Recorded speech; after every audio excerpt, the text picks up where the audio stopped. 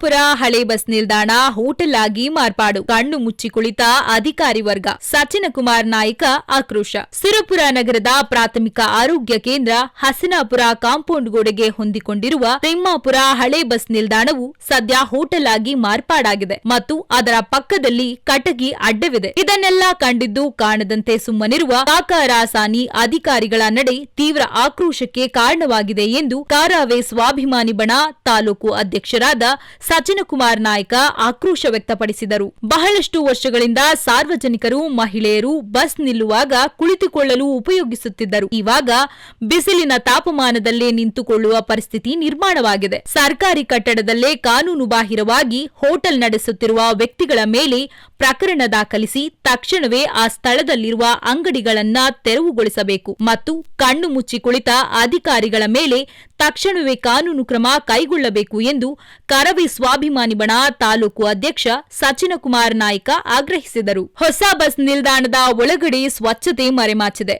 ಮುಂದುಗಡೆ ಕೂಡ ಹಣ್ಣಿನ ಅಂಗಡಿ, ಪಾನ್ ಶಾಪ್ ಹಾಕಿಕೊಂಡು ಕುಳಿತಿದ್ದು ಅದು ಸಾರ್ವಜನಿಕರು ಉಪಯೋಗವನ್ನು ಕಡಿತ ಮಾಡುತ್ತಿದ್ದಾರೆ. ಕೋರ್ಟ್ ಸರ್ಕಾರಿ ಕಟ್ಟಡವನ್ನ ಸಾರ್ವಜನಿಕ ಉಪಯೋಗಕ್ಕಾಗಿ ಬಳಸಬೇಕು. ಇದನ್ನ ಮಹಿಳೆಯರಿಗೆ ವಿಶ್ರಾಂತಿ ಪಡೆಯುವ ಕೋಣೆ ಅಥವಾ ಸರ್ಕಾರಿ ಗ್ರಂಥಾಲಯ ಮಾಡಿದರೆ ಸುತ್ತಮುತ್ತಲಿನ ವಿದ್ಯಾರ್ಥಿಗಳಿಗೆ ಶೈಕ್ಷಣಿಕ ಮುನ್ನೆಲೆಗೆ ಬರಲು ಸಹಾಯಕವಾಗುತ್ತದೆ. ಸಚಿನಕುಮಾರ್ ನಾಯಕ, ಅಧ್ಯಕ್ಷರು, ಕರವೇ ಸ್ವಾಭಿಮಾನಿ ಬಣ, ಸುರಪುರ. ನಮಸ್ಕಾರ, ನಾನು ಸಚಿನ್ ಕುಮಾರ್ ನಾಯಕ್ ಅಂತ, ಕರ್ನಾಟಕ ರಕ್ಷಣಾ ವೇದಿಕೆ ಸ್ವಾಭಿಮಾನಿ ಬಣದ ಸುರಪುರ ತಾಲೂಕು ಅಧ್ಯಕ್ಷರು.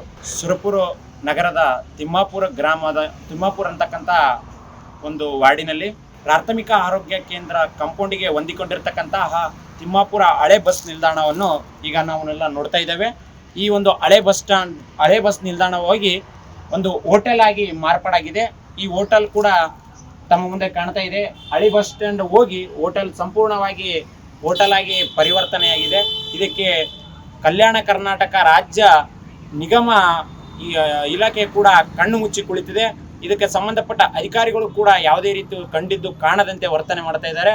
ಈಗ ಆಲ್ರೆಡಿ ಗೊತ್ತಿದ್ರೂ ಕೂಡ ಈಗ ಬೇಸಿಗೆ ಅಂತ ಇಂಥ ಬಿಸಿಲ ತಾಪಕ್ಕೆ ಸಾರ್ವಜನಿಕರು ಹಾಗೂ ಮಹಿಳೆಯರು ಕೂಡ ಬಸ್ಸಿಗಾಗಿ ಕಾಯ್ತಾ ಕುಳಿತ ಸಂದರ್ಭದಲ್ಲಿ ಈ ಒಂದು ಹಳೆ ಬಸ್ ನಿಲ್ದಾಣದಲ್ಲಿ ಮುಂಚೆ ಬಹಳಷ್ಟು ವರ್ಷಗಳ ಹಿಂದೆ ಕುಳಿತುಕೊಂಡು ಬಸ್ಸಿಗಾಗಿ ಕುಳಿತುಕೊಳ್ತಿದ್ದರು. ಅದನ್ನ ಈಗ ಹೋಟೆಲ್ ಆಗಿ ಮಾರ್ಪಾಡಾದ ಸಲುವಾಗಿ ಎಲ್ಲ ಸಾರ್ವಜನಿಕರಾಗಿರ್ಬೋದು, ಮಹಿಳೆಯರಾಗಿರ್ಬೋದು ಇಂದು ಒಂದು ಬಿಸಿಲಿನ ತಾಪಕ್ಕೆ ರಸ್ತೆಯ ಮೇಲೆ ನಿಂತುಕೊಳ್ತಕ್ಕಂಥ ಪರಿಸ್ಥಿತಿ ನಿರ್ಮಾಣ ಆಗಿದೆ.